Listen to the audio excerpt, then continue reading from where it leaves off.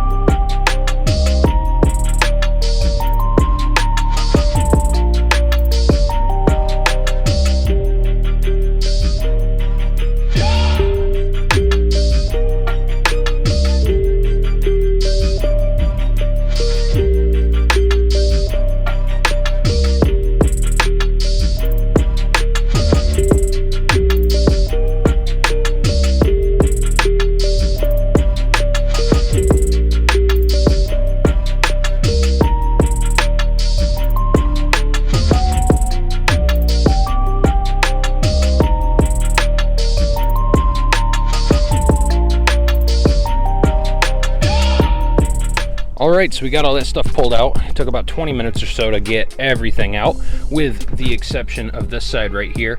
I can't pull this all the way out yet because I fed the wiring through that little hole from my positive terminal for my battery. And honestly, I'm not too worried about around the wheel wells, because they already have sound dampening on the rear and up there on the front underneath the speaker. You can kind of see it.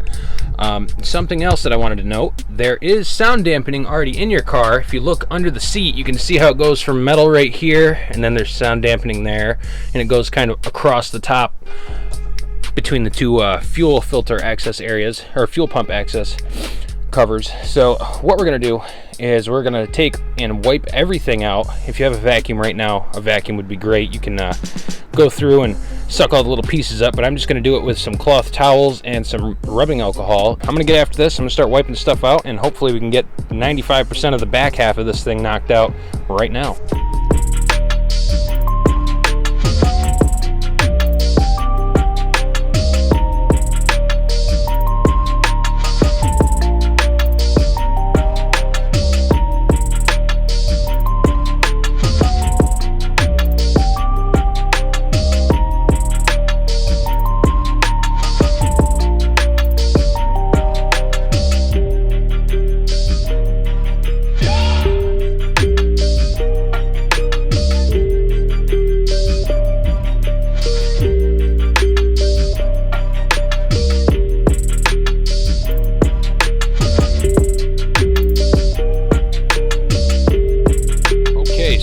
I've been in here for about, I don't know, hour and a half or so, scrubbing all these little spots out. It's actually pretty shiny in here now, if you can see in the camera. I'm sure you can. Some places are going to get more space or more insulation than others. So I also noticed down here I do have, well, at one point I had a leak coming from right over here, the little drain that goes down the side of the hatch. That hose right there feeds into it, and it was actually kinked and broken, and it caused a bunch of water to pool down here and down in the basin where the spare tire and the washer jug goes. So I hit it with some evaporust, and I'm going to actually leave this little section right here undone for now. I'm going to come back and I'm going to sand that out, hit it with some primer, and then we're going to apply some more insulation to it.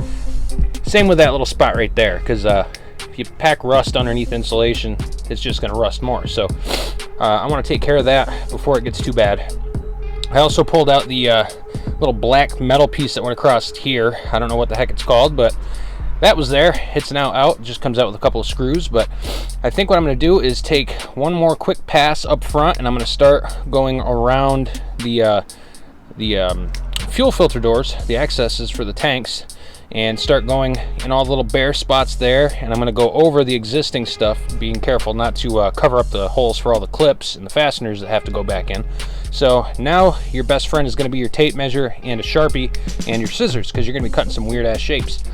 So we're going to go ahead and basically just hit as much of this bare metal as we can. Like I can go around the circumference of the basin here. I can do the back part of the tub.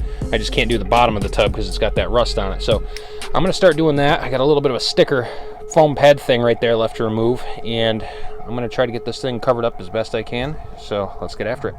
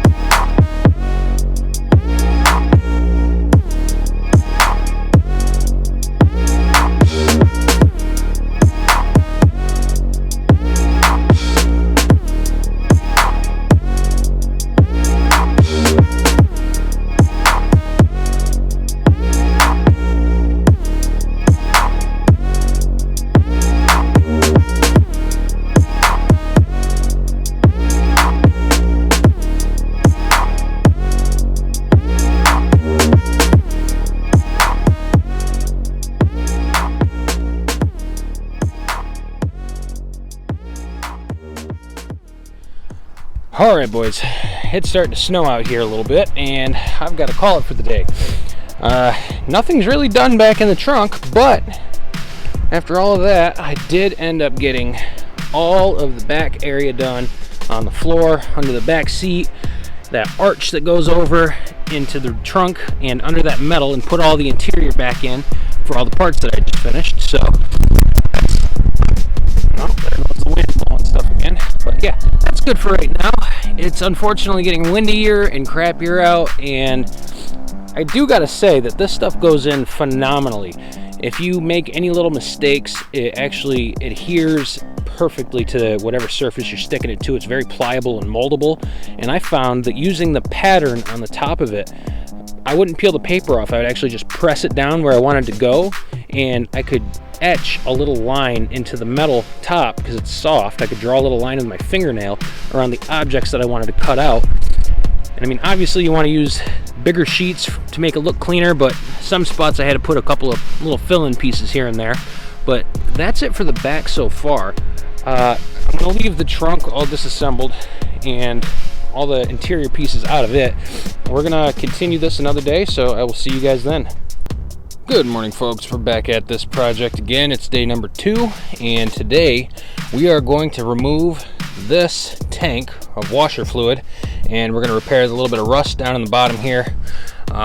Just get it ready so that we can put the sound dampening over it.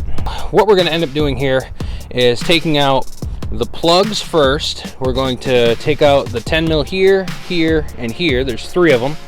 And then we're going to disconnect the motor, which I believe is powered on the side. There's a level sensor, and there's the little sprayer motor that's in there that pumps the stuff up front. And we're going to disconnect that hose right there off the side. I want to get this tank up out of here. I want to scrub this all down. And actually what I'm going to use, you've seen it many times, we're going to use this with a wire wheel, and I've actually got another one sitting right here. We're going to use this, well, actually I have a newer one too, a bigger one than that, but we're going to just use the wire wheels. We're going to get that rust cleaned out of there. And also, while we're at it, I've got, let me grab it for you. Come here. All right, so we have a set of high build SEM self-etching primer. We also have paint matched, a can of paint. This is the paint code for the color car that this is, a Mitsubishi. It's like magenta gray. It doesn't look like it's correct in the top, but it's pretty damn close. Once we get it on the car, you'll see it's the exact same color. This actually came from O'Reilly's. Our O'Reilly's up here has a paint mixer and custom paint making facility built into it, which is awesome. I don't know how many of them have them across the country, but this can of paint match, I got 1 can of paint match, 1 can of primer, and then I got a big can of their 1K HS Gloss Clear Coat, all SEM brand, which is some really good stuff. I've used it before and it's held up wonderfully. It was under $100. So if you're looking to do a single panel and you're gonna go for 2 coats of color and 2 coats of clear, you need a little bit of primer base. O'Reilly's, man, I couldn't believe they had it for so cheap. So I'm gonna stick you guys back off to the side again and get going.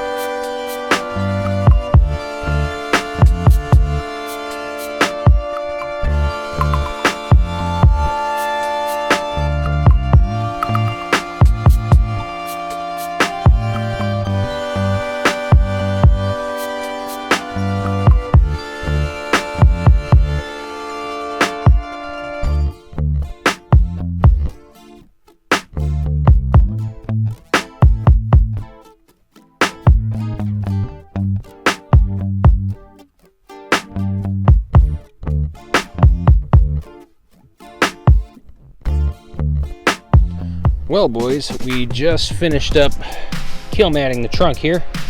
Some of these shapes are a little weird, I know that, and yes, there are a couple minor gaps here and there, but with all the weird shapes working with these rectangle sheets, you can spend hours making them perfect, but unfortunately I just threw them on there. They actually came on pretty good.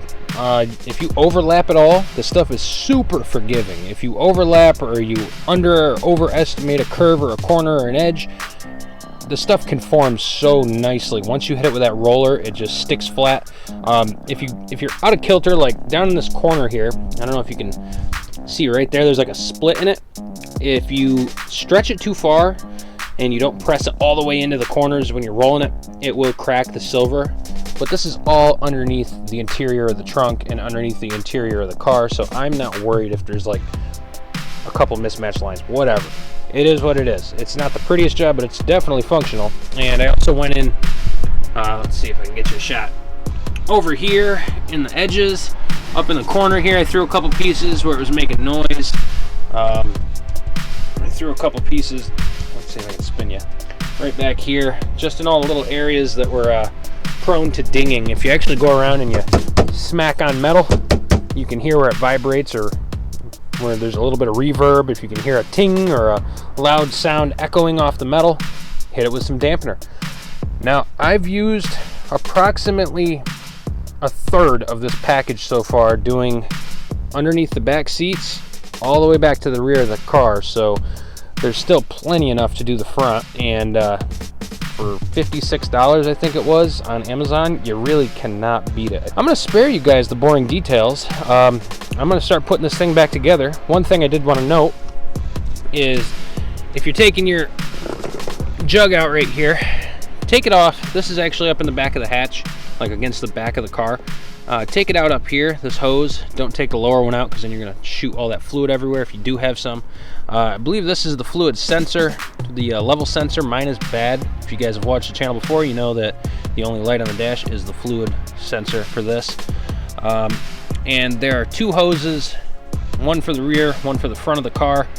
I'm not going to replace this sensor because I don't know how much longer this is going to stay in the car, but this hose right here was a little tough to get off. Just don't break these plastic nipples. Pull the hoses off if you can. I'm going to cut it with a little razor blade and reuse the hose that I already got. So if you guys have enjoyed watching this video at all, make sure you like, share, and subscribe. Definitely pass it along to your buddy. Drop a comment down below. Let me know what you guys like, what you dislike, if there's anything that you would have done differently, and if you've had any experience working with this KILMAT stuff. Like I said many times already, super forgiving, and I noticed a difference in the vehicle yesterday, and that was just underneath the back seats, none of the hatch done, none of the interior in the car. You could just tell that some of the hum and the vibration had been pulled out of everything, so that's a huge bonus for me. But anyway, I'm gonna leave it there, boys. We will see you in the next one, and we will be taking apart the front. So until then, take care. We'll see you right back here at today's project guide. Thanks for watching.